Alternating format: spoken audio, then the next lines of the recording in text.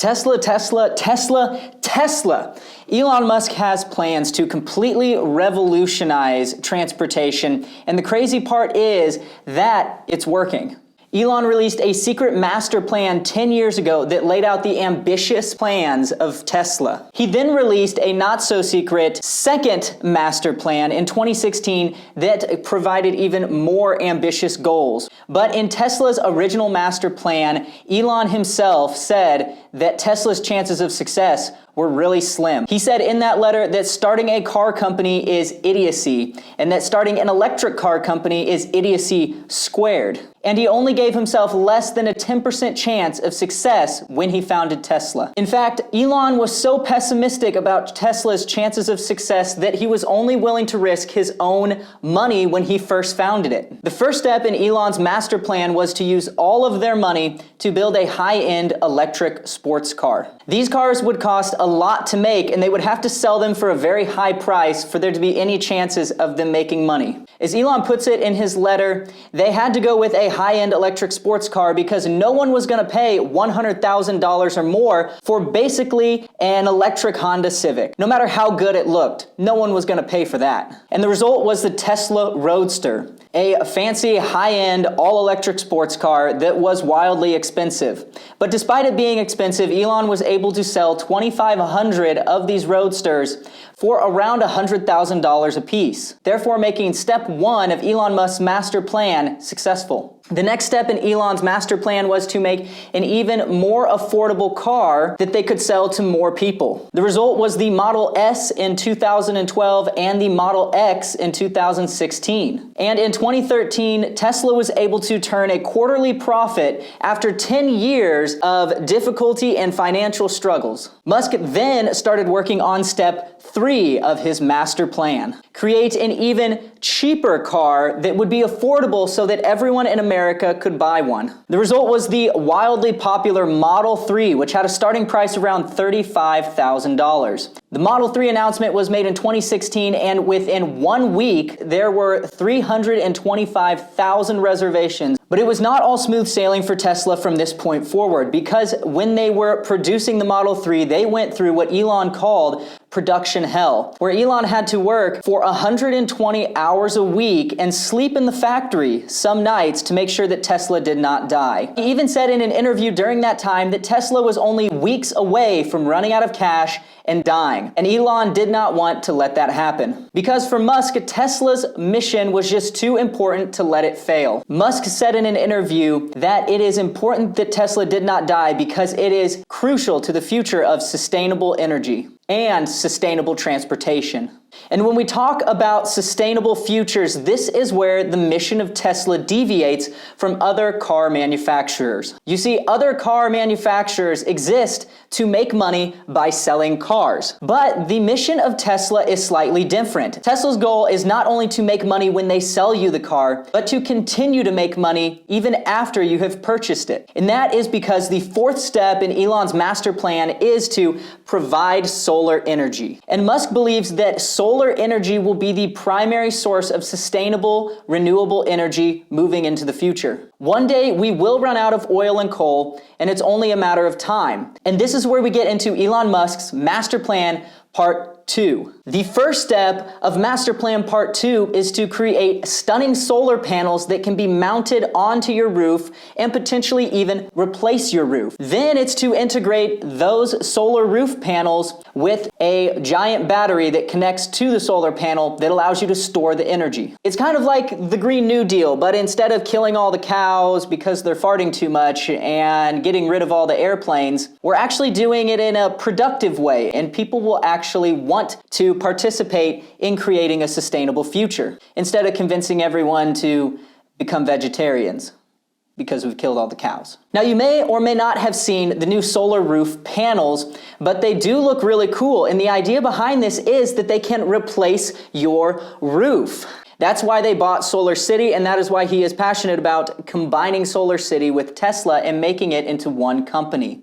So why do you want to put solar panels on your roof? Well, it is a lot easier than going and sticking a giant spinning wind turbine in your front yard. It can be a little dangerous for the kiddos if you have any. And it is also because most people keep their cars in their garage overnight. This allows you to charge your car at night through the energy that is collected during the day. Not only that, it also empowers the individual to become their own energy production and utility company, which is, that's pretty cool. Pair that with Tesla's Powerwall battery pack and you really do become your own electric utility company capable of supplying energy on a cloudy day or when there is a blackout. Now, before we go deeper into Elon's master plan part 2, I want to bring up a potential objection really quick that people might say, and that is, where are people going to get all the money to purchase these things? And yes, I do understand these items, the car and the solar roof and the battery pack, are going to cost a lot of money, at least initially. Battery packs and battery technology are already getting way cheaper. And this also includes solar panels, with the average solar panel paying for itself within 8 years. And due to the economy of scale, we're already starting to see that battery packs for Tesla's cars are starting to drop. Recently, Panasonic, the main battery producer for Tesla, reported a higher quarterly profit than in the past. And this is because as more people are invested into the battery technology and as more people use batteries and pay for the batteries will continue to only get cheaper.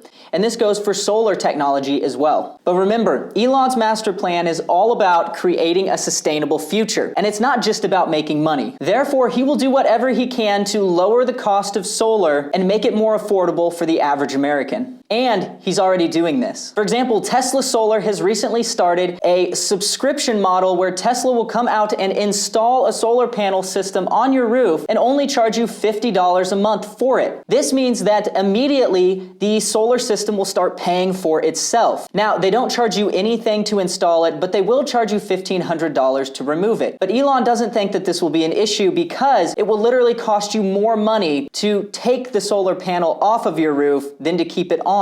So eventually it will not make sense to buy Tesla's solar panel system, especially when you can replace your old roof with a new roof that generates electricity. It also just sounds really cool. So the short answer to all of that is yes, it will just take time for the cost of these items to come down to where they are affordable for the average American. That's a fact. But it is the future, so it will happen eventually. I mean, how many of us 10 years ago would have ever expected to spend over $1,000 on a brand new cell phone? 10 years ago, we didn't even know what a smartphone was. For me, I still refuse to spend $1,000 on a smartphone, and I'm still rocking the 5S from 2013. But I will never go back to a flip phone, because once people switch to a smartphone and realize how amazing it is, it just doesn't make sense to go back to old technology. And that is really what Tesla is banking on. Once you buy their car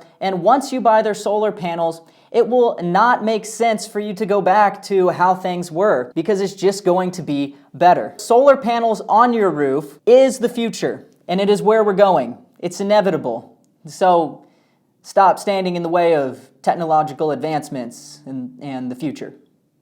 The next step in Elon's master plan is to continue creating even more electric vehicles to capture and encompass the entire market of vehicles. Remember, Elon's master plan is to get as many people as possible into electric cars instead of maximizing profit, at least initially.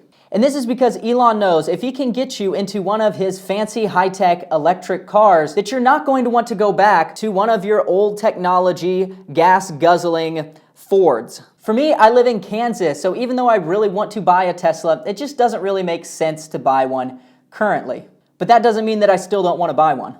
And Tesla has already started these plans by introducing the Tesla semi-truck, the Cybertruck, and the Model Y. And this is where things really start to get interesting and why I think we've seen the stock price of Tesla go up so rapidly now that Tesla has turned a quarterly profit and is expected to produce 500,000 cars next year. Elon can now move on to what he's really been wanting to do all along, which is not necessarily make cars, but change the future of sustainable energy and sustainable transportation. Tesla's biggest areas of growth have actually never really been focused on the cars. They've been focused on what the cars can do and what they can do for you. And no, this is not a Terminator Skynet situation where cars are going to become self-aware and start crashing into buildings and driving off of cliffs. But self-driving capabilities is part of Elon Musk's master plan. You see, as I mentioned earlier, Tesla has now produced a profit and is starting to increase the production of their cars. And that means that it will only help them develop self-driving capabilities that much faster. Let me explain.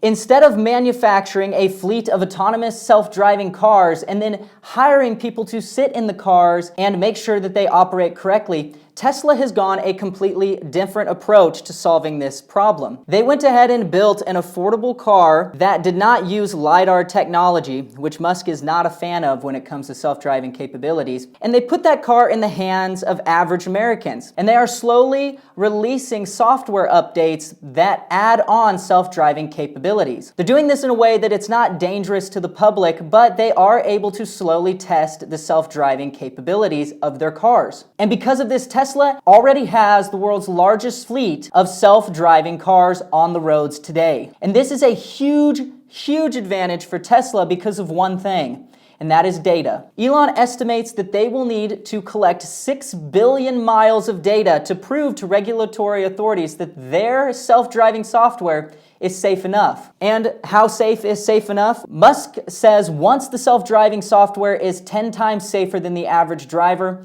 it should be able to get regulatory approval. And here's the crazy part. In 2016, Tesla was already collecting 3 million miles of data per day. And since that time, Tesla has only added more and more cars to its fleet of self-driving cars. So that means that based on the numbers from 2016, if we assume 3 million miles a day, that means Tesla should be able to get regulatory approval by 2022. Whether they can do that or not, I don't know. But 2022 is only in 2 years. So potentially self-driving capabilities is only 2 years away. So what does this mean for Tesla as a company?